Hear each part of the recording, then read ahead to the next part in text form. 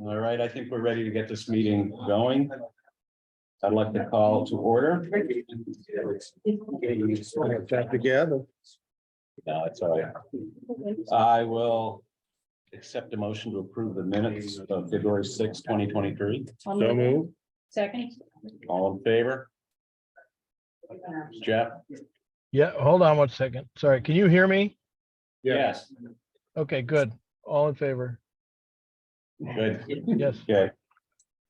Appointments, recognitions, and resignations. Consider the appointment of Michael Bailey to the Investment Committee. Move appointment. Second. All in favor? Aye. Thank you. Accept resignation of Brian Henkel from the Investment Committee. Move resignation. Second. All in favor? Can I just say something? Yes. We'll miss Brian on the investment committee. He was really excellent. He was our secretary and he really had a lot of integrity there. I think he'll serve very well as the director of public works for the town and everything he's done for the school. But I think the recognition should be sent to what he did on the committee. He was very good. Thank you. Thank you. Thank you. Consent agenda. Item A, memo from Finance Director Jake Wright regarding amendments to the proposed fiscal year 24 municipal debt service budget. Item B, memo from Finance Director Jake Wright regarding modifications to the fiscal year 24 capital improvement plan. Proposed funding resulting from additional analysis. Item C, thank you letter from the neighborhood house dated February 8, 2023. Item D, lobster industry article for Maine Town and City Magazine submitted by Chris Moore, member of the Maine Lobstermen Association. Item E, Hancock County Commissioner Special Meeting Minutes from January 18, 2023. And item F, Islander article regarding MRC and prospective buyers, February 16, 2023. Move acceptance of the consent agenda as presented. Second. Any discussion? Yeah, I just wanted to mention item F. We talked about this at our last meeting, and I believe the Sustainability Committee was going to look into alternatives. Has that happened? Well, no, we had our meeting just last week. Yeah. So we haven't had a chance really to. I mean, I think I Yes. can speak to Martha's question. We began some of the discussions. I would really feel that the voice of the sustainability committee is, if we're gonna be in the recycling business, as we collect, we're gonna do it really well. And as far as other alternatives, long-term, the landfills are filling up in Maine. The idea of trucking things out of state is really preposterous. Really bother, I think a lot of people, be very expensive. It is a fine dollar going off. That's about all I can say.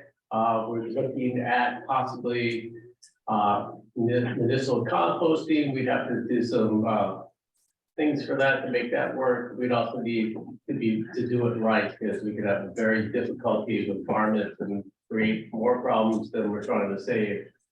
Backyard composting to suggest to everyone always. I think it's worth having a discussion though about whether or not the Sustainability Committee has a bandwidth to really put together a municipal waste plan quickly I enough. think beyond that, probably the realm of a bunch of volunteers. Yeah, Right. that's what I wonder. I wonder if this is something that we need either a consultant or we need something. We definitely need something. We reached out to Carrie Donovan, who's been very involved with the whole zero waste for the island. We've asked her to be a guest speaker at the next meeting in March.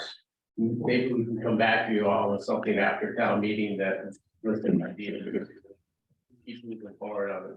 But I think sitting on the sidelines and waiting is not the best thing. No, We thank want to be you. in front of this, and that's my belief, and I hear you loud and clear. Thanks, Phil.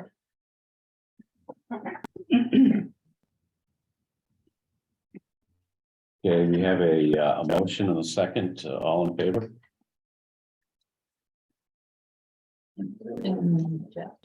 Yeah, I see his hand. It went up and it came down. Select board reports.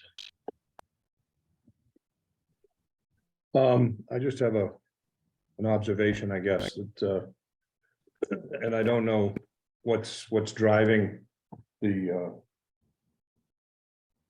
dragging of feet or lack of work on the new ramps for the marina. And I don't know if maybe Chris can fill us in, but I understand that Jordan has the contract and they haven't been down there. And I went down and, a projected completion date now is sometime the middle or the end of May. And that could cause a real problem if we don't get something there when our summer guests begin arriving, so that they can at least come ashore. But is there anything that you can add from the Harbor Committee's perspective, so, Chris? Or? We tried, many of us had mentioned that kind of we wanted to, in the contract, a set of dates, and basically the date that was set was by May 15th, kind of when those slips read, but that was, we were under the impression that the first one would be done in the fall, started October, should take max 2 months. They did most of it, they're a little delayed, and then they're missing the granite pieces, so they're kind of a facade, but it also builds to like railing structure, other parts of it. And Greg Johnson just gave us an update on it, and it's kind of waiting for those pieces, but they gave a schedule for it, and it should be all completed by May 15th. Oh, good. So the other one should go faster once the other pieces here. Unfortunately, especially for the island community, it's kind of slowed them up some, but they've been able to park their boats and then bring a skip and skip over to the other part Right. and tie up. And then if slips are available, John's made it available for them, but it was one of the things, and we ended up, when we got the bids, they all came in high, so we had to renegotiate. And kind of, we were at their mercy also to get the job completed. So that was also a component of it, and we didn't put a time, stamp on one, took 2 months, and then do another 2 months. So it's May 15th is the deadline for it, and they have an updated schedule that was provided. And Sean's got that if you guys would like a copy of it. Cool. So they'll both be done.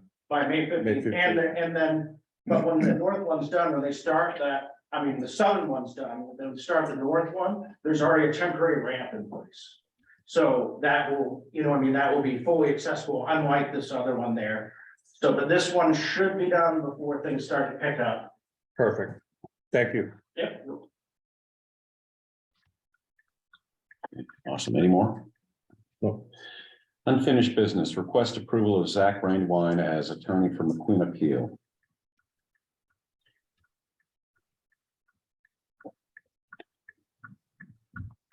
I'll move it. I'll second it. Any discussion? Yeah, well, Go ahead. if I may, I'd like to know why, what the issue is, since this issue is now probably arguably 13 years in the making. And our town's attorney has managed thus far. It was actually the request of the planning board and the town attorney, is it's in litigation to get somebody with a very good experience as a litigator. And they thought that was a very big piece of the puzzle now that it's off the forum of into the planning board and appeals board and into the courts. So this gentleman's a litigator. He's a very experienced litigator. He thought he'd give us the best chance to be successful in that appeal. So, Okay, thank you. Any other discussion? All in favor? Thank you. Consider amendment to award and remittance procedure of scholarships as presented in memo from Finance Director Jake Wright dated February 16, 2023. Move the amendment. Second. All in favor? New business, presentation of service groups, nonprofit agency funding requests A through L. Budget fiscal year 2024.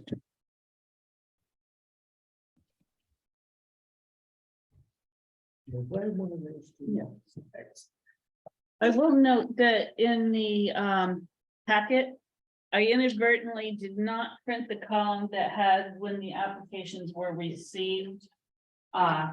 So they're on this spreadsheet, Oh, just in case.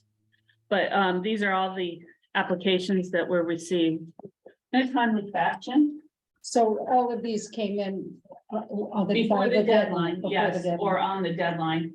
And you will note that a few of them had date stamps, but most of them came through the email. Mhm. So there's no stamp on it. I see.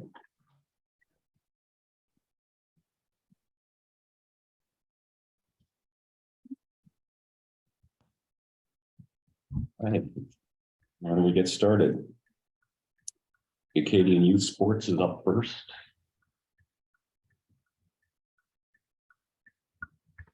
Acadian Youth Sports. No representative from Acadian Youth Sports? Okay, how about American Red Cross Pine Tree Chapter? Good evening, Caroline King from the American Red Cross. Okay, It's always tough to be the first one up, but thank you for the opportunity to talk about our request.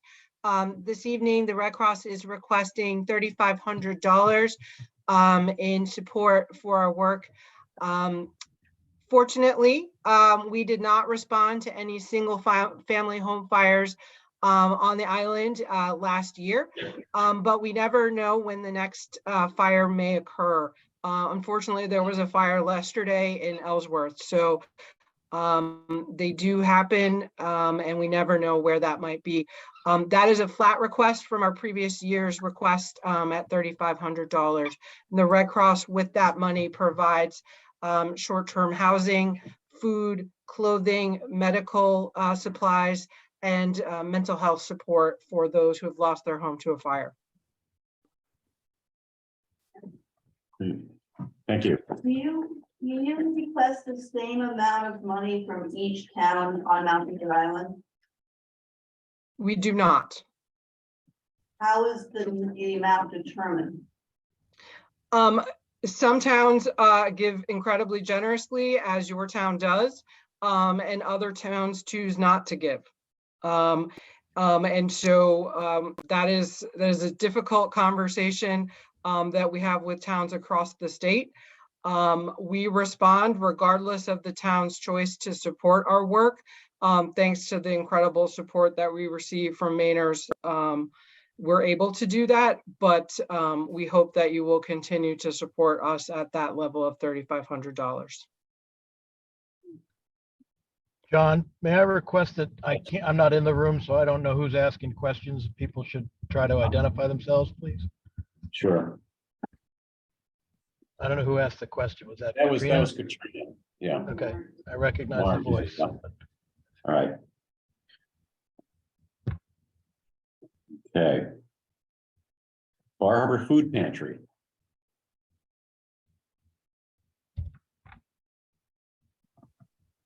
Hello, can you hear me? Just barely.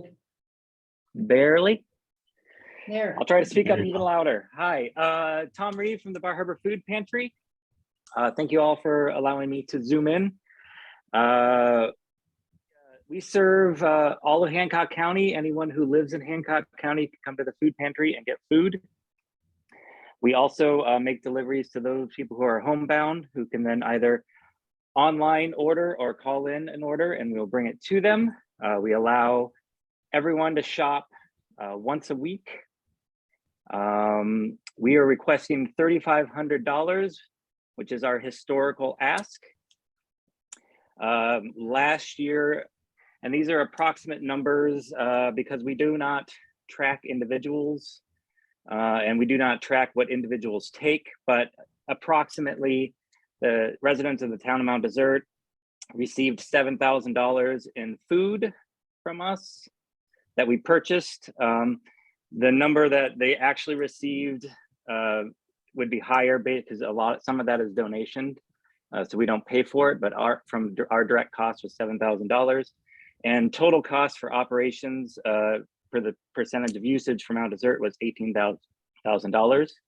I want to thank you. You are one of the few towns that gives us to 50% of our food costs, which is a goal that I am trying to get to for towns. I don't know if it's going to be attainable, but it's my hope that half of our food costs are covered. So I'm open to any questions. So, Tom, it's Katrina from the warrant committee again, and I'll ask the same question again. Do you ask for the same amount of money from each town on the island? Or does it vary? Nope. We do not ask the same amount of money. Most of the asks are historically based. We ask for more from town and the same from another and less from two others. Great, thank you. Thank you. Down East Horizons. Hello, my name is Ashley Johnson. I'm a representative for Down East Horizons. Thank you for having me here. For those who don't know, Down East Horizons is an agency that assists adults and children with developmental disabilities. The town of Mount Desert has supported us for many, many years. We provide services in Bar Harbor, Ellsworth, and the Brewer area, and each area has its own day program and evening program. We provide residential homes. We have 9 residential homes. One of them is in the town of Bar Harbor. Our MDI center is just right on the head of the island. It used to be called the MDI workshop back in the 70s, which some of the locals might remember that. We currently provide services to 55 individuals for the town of Mount Desert. One of our residential homes is in Bar Harbor, and we have 6 individuals that live there with 24-hour care. Those who receive services through us, it costs about $47,000. And then if you are in a residential home setting, it is twice the amount due to 24-hour care. For our children's services, we provide one-on-one services to a child to adult behavioral specialist, meeting up with them at our day program time or in their home, depending on what their daily life skills are. Providing community home supports and providing work supports as well. We have been in business since 1974, providing total services to about 250 individuals in the area. So the need is greatly there. I, again, thank you for your support over the years. Down East Horizons truly appreciates it.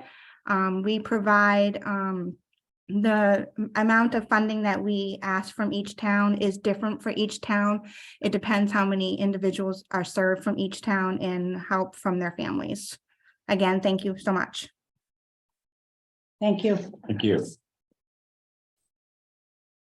Eagles Nest Clubhouse. Sorry, John, I had a question. Yes. Okay. It's Carmen. My name is Carmen, and for the Down East Horizon, the home that is the residential home in Bar Harbor, what is it that you do for them? We take care of them. We take care of them just living in the home. We bathe them. We help them with daily life living skills.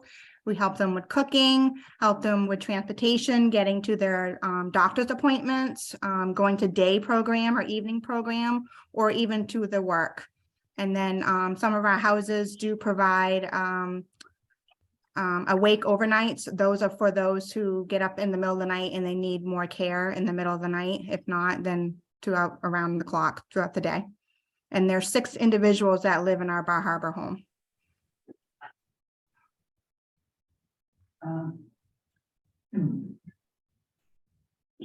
I am familiar with if it is the home that I'm thinking of, I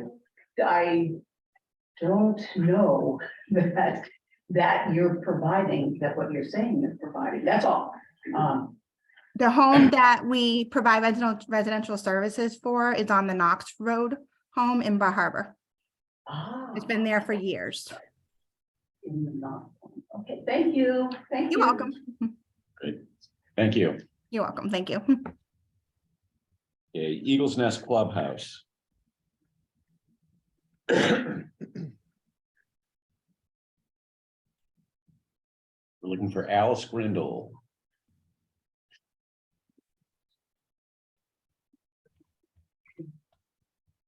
All right, Eastern Area Agency on Aging. Hello, my name is Chris Street. I am the nutrition director at Eastern Area Agency on Aging. Tonight we're looking to ask for $750 based on services that we've offered to residents in Mount Desert. We've been collaborating and partnering with MDI and Ellsworth Housing Authority since 2005 to provide meals to older adults that are homebound in the Mount Desert area and surrounding towns as well. Since that time, 2005, we've had a great partnership with them over the years to provide those services. And last year, in just the kind of the greater Bar Harbor region, through them, we were able to deliver 16,000 meals to older adults in the region. And specifically in Mount Desert last year, we provided 2,400 meals to roughly 20 residents throughout the year that were homebound. And overall, we've offered services including support and education to caregivers, including caring for loved ones that are dealing with Alzheimer's, dementia, offer supplemental food boxes for older adults, groceries, cleaning supplies, including tasks to provide in-home care, office appointments, Medicare counseling, and wellness programs that we offer virtually and in partnerships with community partners in Hancock County as well. Since we've had that question, we also do not ask the same amount from every town. We kind of use a formula based on the amount of services to each town and kind of come up with a number based on that. And so $750 is the current ask that we have for Mount Desert. So I'm that person that asked that question. So last year you asked for $500 and this year you're asking for $750. Has our population increased that much within your service area? Good question. I wouldn't say that it's because it's increased that greatly. One of the biggest issues we've seen since coming through COVID is most of the services we provide have had increased costs, including the ability just to serve meals. We've seen our costs increase by about 30% since the beginning of COVID. And that's taken quite an additional toll on those services. Okay, thank you. Great, thank you. The Emmaus Homeless Shelter. Hello, Stacy Herrick here. Thank you guys for hearing from me tonight and thank you for your support in the past. We are asking for that continued support. If that would be approved for the same amount that we asked for last year, which is $2,500. For those of you that don't know, we're not just a homeless shelter. We also have a food pantry. And we also have what we call produce, where we give out free groceries in our parking lot 2 days a week to anybody in the community who needs it. We also have a free clothing store at our shelter, which is free to the community as well as our residents.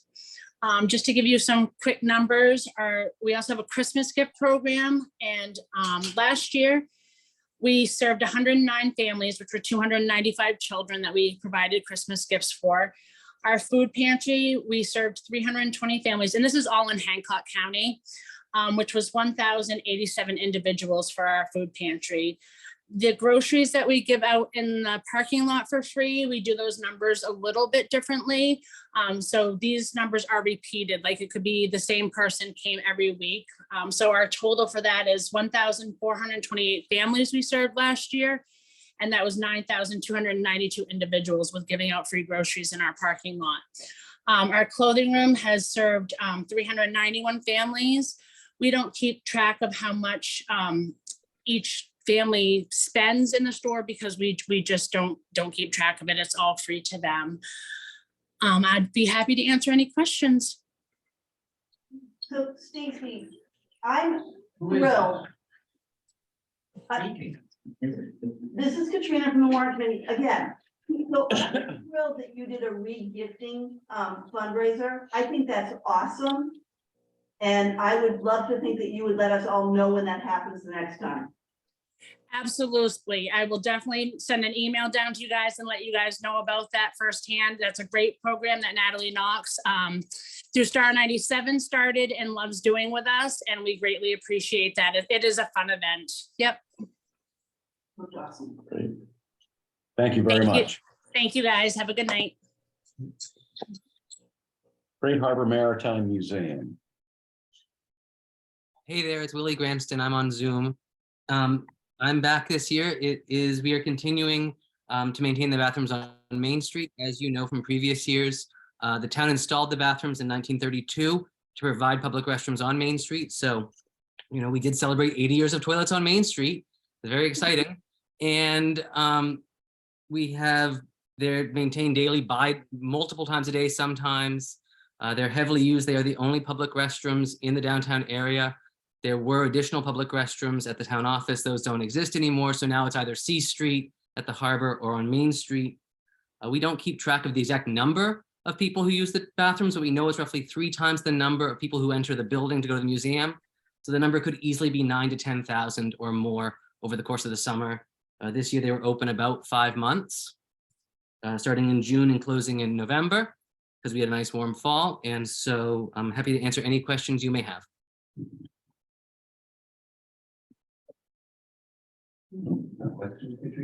I've asked my questions. I just wanted to say, this is Tracy Aberman, just a resident. Thank you, Willie, because I run 123 Main Street and we take a lot of the overflow bathroom traffic.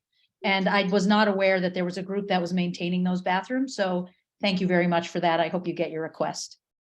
Thank you, Tracy. The only thing I would add is that the past 2 years, the town has added 2 porta potties behind the building because there's only 2 bathrooms in the building for the public. And there are times that all 4 of these public accessible toilets on Main Street are filled. So I hope the town will continue that. It has worked out really well. You have a question? Yeah. A side note on that, they added some granite curbing, so that will have to be leveled off. Just in the plan on the Main Street plan, Mhm. so just should be noted that make sure that's done so it can facilitate those 2 porta potties, because that dynamic has changed. Mhm. Great. Terrific. Thanks, Will. Thank you. Health Equity Alliance.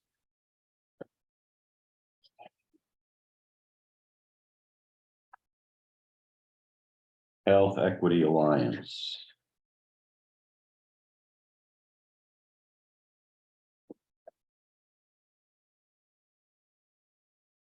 Okay. Hospice Volunteers of Hancock County.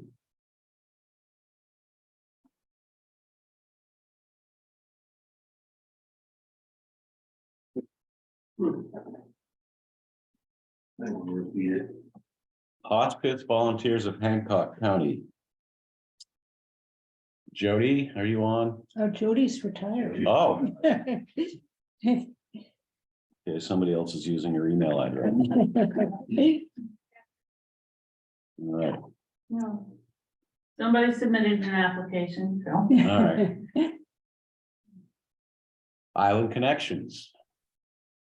Hi, I'm Sharon Linscott. I am the Executive Director of Island Connections, and I thank you for your continued support of our organization. We have been providing free transportation services for older adults and people with disabilities on MDI for 25 years and counting. And our request is for $2,500, which is what we've requested in the past. We have actually, just so that you know, we have had a record year of rides in 2022.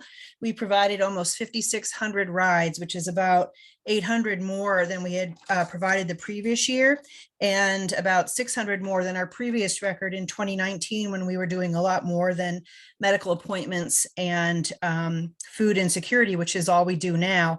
In fact, food insecurity, which is basically the delivery of Meals on Wheels, the food access project, as well as grocery shopping for our neighbors, is about 1/3 of the rides that we provide now. And we've had in 2022, we had 113 volunteers drive for us. It's about an average of 64 volunteers that drive each month. For an average of about 460 rides a month. So the demand for our services is continually increasing. We do not receive the same amount of funding from each of the towns. It's pretty much in accordance with the percentage of our neighbors that live in each town. So we have about 16% of our neighbors live in the town of Mount Desert. And so the funding is kind of distributed according to those percentages. And I welcome any questions that you have. Yes. Jamie Blaine, Warren Committee.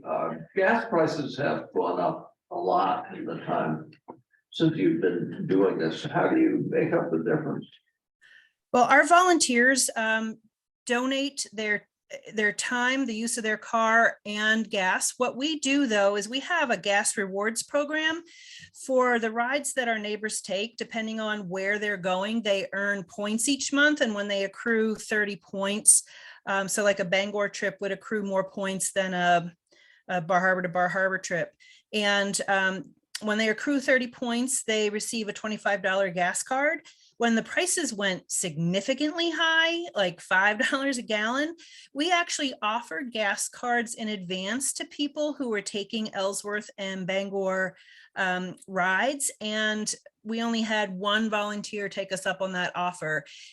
Our volunteers, when we listen to why they do what they do, it's not for the reimbursement, it's for the connection. The connections of what we do are just as important as the rides. And they do it because they want to do it, because they love to do it, not because they're getting anything back.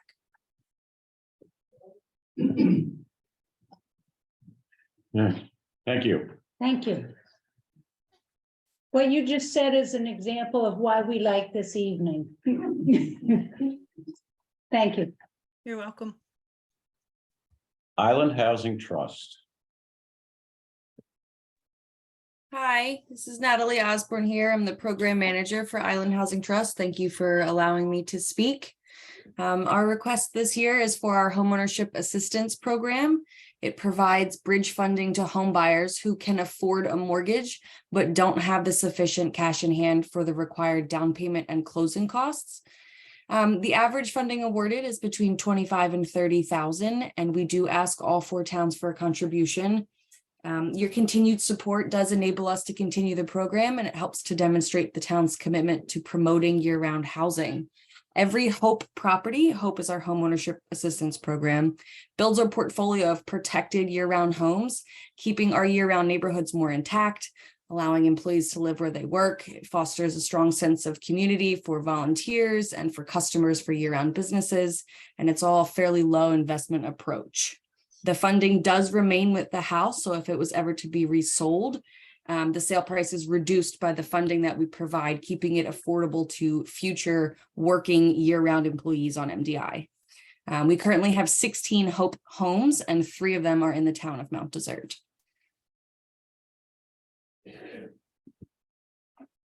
Thank you. You're welcome.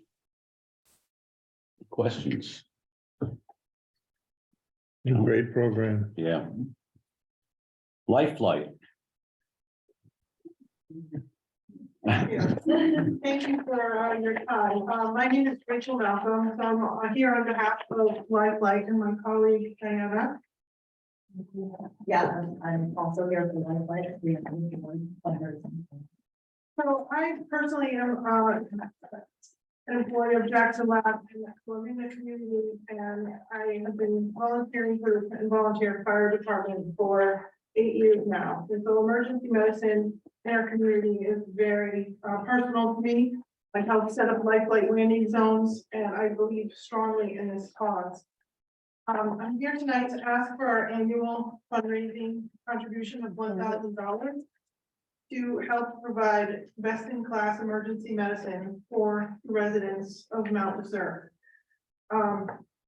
In this community, the value that we provide, we have transported 155 Mount Desert residents in the 25 years that we have been in existence, because this is our 25th anniversary of being emergency medicine provider. The care that we provide is the equivalent of 9 ICUs on each of the helicopters that we have in our fleet. We also have ground transport vehicles in certain areas throughout Maine. And a fixed wing aircraft, thank you. We transported last year one patient every 3.5 hours. So the service that we provide is vital to medicine in Maine. And so we respectfully request that you fulfill this request again this year. Thank you. Thanks. Any questions? Nope. Again, thank you. Right, and that ends our third-party request session for this evening. Request for approval for the Bar Harbor assessing technician from the town of Bar Harbor to assist with the assessing responsibilities of the town of Mount Desert as necessary. Town of Mount Desert will incur no cost for this service.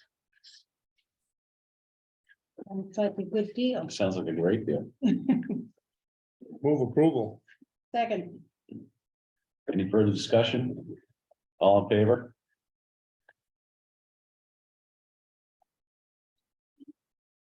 Authorize the office of the treasurer to do all things necessary to process Marina credit card activity through the town's general operating account ending in 7618. For recommendations from the investment committee as described in memo from Finance Director Jake Wright dated February 16, 2023.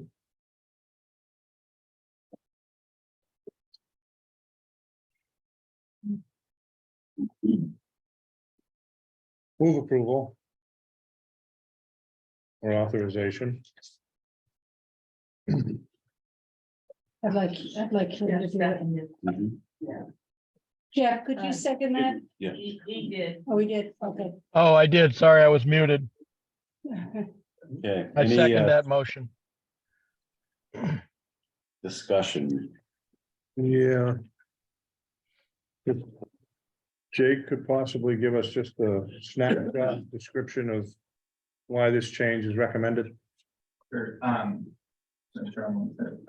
Marina, item C. Marina credit card, yeah. Yeah, so essentially, a while back, we had done an RFP process to, when, in light of, increased rates, we tried to get better rates. We ended up securing much better rates with our operating, account with our Harbor Bank and Trust, went from 0.5% to 3.25%. But that was on just the insured cash sweep for the general operating account. So the Marina insured cash sweep credit card account is still at that 0.5%. And so essentially, prior to that change, there was no incentive to change the past practice of having that separate account that I believe was set up for reconciliation purposes in the past. And now there's a substantial interest in moving those operations into the general operating account so that we can maximize the interest returns. Thank you. Good. Any more discussion? All in favor? Aye. And one abstention. Okay, item D, authorize the closure of the payment processing account ending in 7881 per recommendation from the investment committee as described in memo from Finance Director Jake Wright dated February 16, 2023.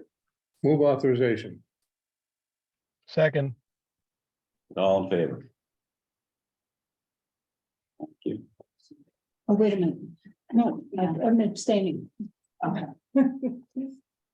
Authorize all funds in the payment processing account ending in 7881 be transferred to the town's general operating account per recommendation from the investment committee as described in memo from Finance Director Jake Wright dated February 16, 2023.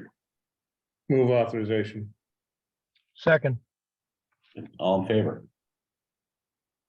Aye. And one abstention. Review proposed changes to the town's investment policy recommended by the investment committee at their February 8th meeting.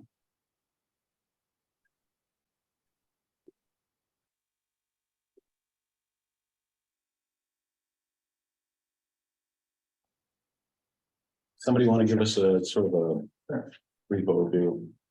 Changes are. Yeah, Jake Wright, Finance Director. The first one is in the short-term reserve section. We recommend adding insured cash sweep to be an acceptable form to hold the short-term reserve funds in. As of right now, it's not included. I think that was probably because it wasn't a category at the time this was adopted, or it wasn't. Anyway, right now, these funds are held in money market accounts, and the money market account is currently just barely edging out our insured cash sweep. So there wouldn't be any incentive to move it at this time, but I think that it's a good, it'd be a good addition to clarify that that is an acceptable form, because it's completely safe. It's as safe as a money market, but it's even more liquid. So if it was advantageous from an interest perspective, it would, it'd be good to be able to act on that. Let's see here, and then in the review section, we kind of clarified some language in there about what constitutes a quorum, and clarified that the treasurer and town manager participate as non-voting ex officio members. And then the last portion was in the investment guidelines and constraints. Previously, there was no social moral constraints. The recommendation from the investment committee is that 7 to 12% of equity allocation be invested in existing environmental, social, and governance funds, ESG funds, that attempt to invest socially responsible in light of the town's declaration of climate change as an emergency and so on. I know this is something that Phil talked a lot about in the investment committee meetings. And that recommendation was the 7 to 12% came about to keep the managers of the fund with a little bit of discretion in terms of exact allocations based on what they're seeing in the market. We do that with the equity and bond allocations, and they've mentioned several times that it has enabled the town to perform well over time, because they have the flexibility to watch the market and adjust in accordance with the investment policy. I have a question. Go ahead. Would it be safe to assume, based on that presentation, that annually we probably expect 12% of the equity allocation? Unless there's a downturn in the market, and that gives them the flexibility to back that off? I think it will be 7%, and in a robust market, they'll move it up. Right. I think it would be more determined by the performance of what constitute these ESG funds. So typically they're more heavily targeted towards like technology, because a lot of technology companies will have in their bylaws these targets and these goals that are in accordance with the ESG outlines. And so in a market where we expect technology to do best, that would probably be where I would expect allocation to be closer to the 12%. Whereas maybe right now, when you have higher interest rates, that hurts technology more than other sectors. Oftentimes, you would expect that the allocation would be closer to 7%. We also wanted to make sure that, our fund manager, we don't want to micromanage. We want to give them that ability to say, this is a bad time to be 12% in, but we also wanted to make sure that it was only a small piece of our portfolio, because we don't want to influence everyone in the town. Not everyone would agree with being in an ESG fund. So the majority of the portfolio is mixed. So those recommendations for the percentage would come before the board anyway, correct? Correct. Annually? Well, no. The First National Wealth Management has been authorized to invest these funds in accordance with the investment policy. So if the investment policy is amended, we would provide them the updated investment policy, and those are the parameters under which they manage the funds. Thank you. You have a question over here? What percentage is allocated to ESP funds The proposal is 7 to 12% of the equity allocation. of total equity, total investment? Well, equity is a subset of the total portfolio. The other is like bond. Yeah. So it would only be 7 to 12% of the equity. Yep.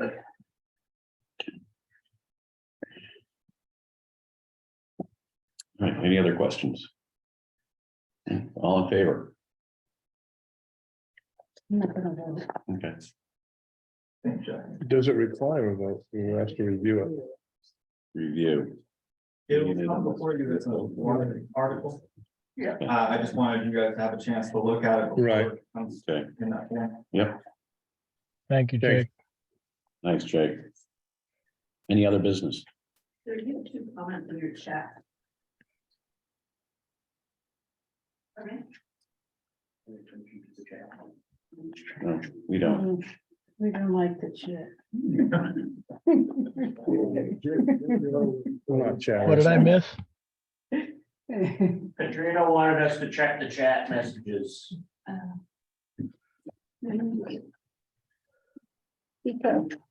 Those are individuals chatting with each other behind the scenes. For those who Yeah, there aren't there aren't any to everyone. I was having a chat with Tracy at the last meeting at the Luso committee, and we just were continuing a little bit. So it was not pertinent. Okay. Thank you. Yes. Thanks, John. I just wanted to ask, I'm sorry, are you ready to? God, we have no rush. Oh, you're not in, oh, but are you ready? Can I ask the question of the third party requisitions tonight that weren't available? What is the plan? Are they going to just be asked to come back and, present? Only because I don't know if I'm going to be able to be here next, when you're doing the next part. And I did have some questions about a few of those. So I just, it's kind of like, I'm here, if they're asking, especially for one that's like 100%. Yeah. Increase. No, our new policies, we're going to adhere to. And that policy is. Is if you're not here, you don't Qualify. qualify. All good, Yeah. all good, thanks. My time is worth it. So I have a question. This year, the request on the application was to submit a financial statement. And those that we reviewed tonight, we had financial statements that certainly did vary from organization to organization. Are you all happy with what you saw on there? Is there going to be any refining of that request, do you think? Yeah, it's something I mentioned at our last meeting was that we need a form for people to submit a financial statement that is Concise. simple and common across, It's not it wasn't the intent for them to provide a lengthy actuarial statement of their financial health. It was a financial statement in summary to give us a basic idea of their financial health. Yeah. And whether or not we are prudently dispensing taxpayer dollars to an agency that really needs the money, or just because somebody asks doesn't mean they're going to get the money. We'd like to have some idea of just how flush they are. Jeff. I would agree with, I agree with the emphasis that Rick put on it. The one thing that I brought up last year, I believe, and I'm still questioning sometimes, is if all of the agencies asking truly understand what the town of Mount Desert is in comparison to Mount Desert Island and the Mount Desert area. That sometimes that question pops into my head when the question about how many Mount Desert residents are served. I understand the question is clear when I read it, but I'm not 100% convinced all the time that it's clear to the people filling out the forms. I don't know how to address that, but just something that it comes to mind frequently when I see some of these larger organizations that serve big areas that are asking for small portions of their overall budget, but just specifically understanding how many of our residents are being served is valuable to me. Well, it does say on the form, town of Mount Desert. I know it does. Yep. All right, did actually- I know. Sorry, there was one additional, when we revamped this, it says now specifically, please do not include residents of other island towns in this narrative. And I think that Oh, was. good. Last year, so we tried to. I appreciate that. Simplify it without just, being overly pedantic. That's all we can do is try. Thank you. Jeff, are you still driving your car? No, I wasn't driving before. I'm riding along with Tyler. Oh, okay. I've got a flight to catch in like, I don't know, a few hours. And anyway, it's complicated. All right. Okay. All right. Any other business? Yes. Yes. Remind everyone when the next meeting of the third party request. Oh, yes. Next Monday, the 27th is our next meeting. To wrap these up. 6:30. 6:30. Okay. All right, treasurer's warrants. Approve and sign treasurer's warrants shown below. Town invoice AP 2354 in the amount of $537,659.49. Move approval and signature. Second. All in favor? Aye. State fees and payroll benefits, AP 2352, AP 2353, and PR 2320 in the amount of $194,405.52. Move approval. Second. All in favor? Aye. And school invoices, school payroll PR number 17 in the amount of $182,963.85. With acknowledgement. Second. All in favor? Okay, thank you. Motion to adjourn? So move. Second. All in favor? Bye. Bye.